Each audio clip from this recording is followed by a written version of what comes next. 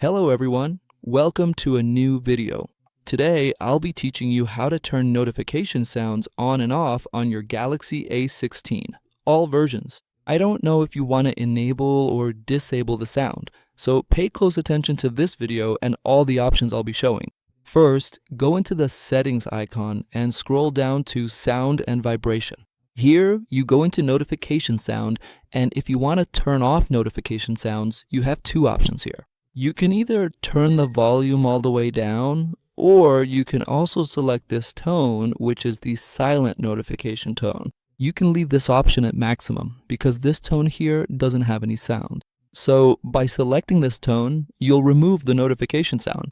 To get the sound back, you need to make sure this option is set to the maximum level, and you should choose a tone for your notifications. Once you do that, just go back, okay?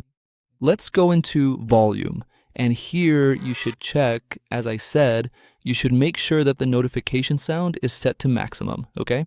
We'll go back, enter notifications. And here we need to make sure that the do not disturb mode is not enabled. No option should be active. If any option is enabled, you need to go in and turn it off. We'll go back again, enter the first option, and now you'll click here and select all the apps.